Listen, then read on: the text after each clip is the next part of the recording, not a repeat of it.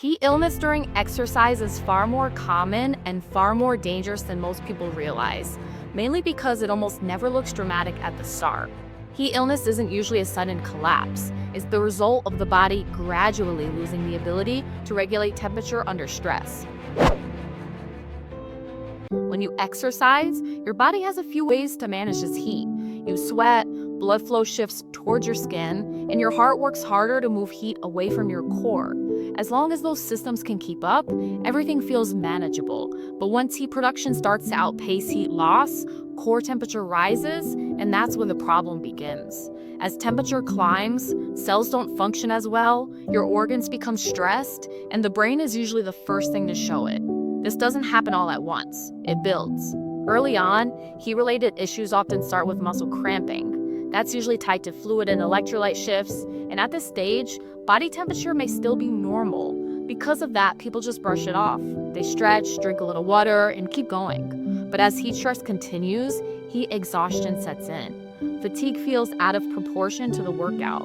Dizziness or lightheadedness shows up. Nausea or headache might follow. Heart rate stays higher even after stopping. Sweating may still be heavy or it may start to drop off, but mentally things can feel a little foggy. But not enough for people to immediately recognize it as dangerous. Heat stroke is the severe end of the spectrum, and it's a medical emergency. Body temperature is often very high, but the more important issue is what's happening neurologically. Confusion, agitation, disorientation, poor coordination, or loss of consciousness all tell you the brain is no longer tolerating the heat. Skin might be hot and dry or hot and sweaty. Both can happen, which is why visual appearance alone is unreliable. One of the most dangerous myths around heat illness is the idea that if someone still is sweating, they must be okay. That's simply not true. Many people with heat exhaustion and even early heat stroke are still sweating. The most reliable warning signs aren't the ones on the skin. They're in the brain. Any change in awareness, speech, coordination, or decision-making should immediately raise concern. Clinically, one of the most helpful ways to recognize heat illness is to look for a mismatch between effort and response.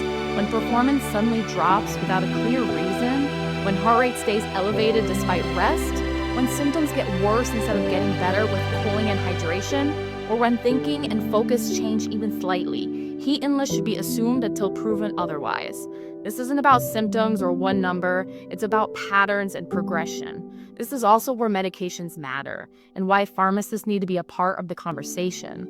Many commonly used medications reduce heat tolerance. Diuretics increase fluid and electrolyte loss. Anticholinergic medications impair sweating. Beta blockers blunt the heart's ability to compensate, and stimulants increase heat production. We have certain antidepressants like antipsychotics and blood pressure medications. They interfere with temperature regulation or blood pressure control. These medications don't cause heat illness by themselves, but they could significantly shrink the margin for error. A workout that felt fine weeks ago can suddenly become dangerous under heat stress, even if nothing about the routine has changed. If heat illness is suspected, exercise needs to stop immediately. Move the person to a cooler environment and start active cooling. Fans, ice packs, cool water if available. Hydration is appropriate if the person is awake and not nauseated. Mental status should be watched closely. If there's any alteration in mental status at any point, this should be treated as heat stroke until proven otherwise, and emergency care is needed. Waiting for a thermometer reading can delay treatment that actually saves lives. The key takeaway is this: heat illness is predictable, progressive, and preventable when it's recognized early. Sweating does not equal safety. Mental status matters more than numbers. Medications significantly increase risk. And from a pharmacist's perspective, recognizing heat illness means understanding how exercise, environment, and medications intersect, and stepping in before the body reaches a breaking point.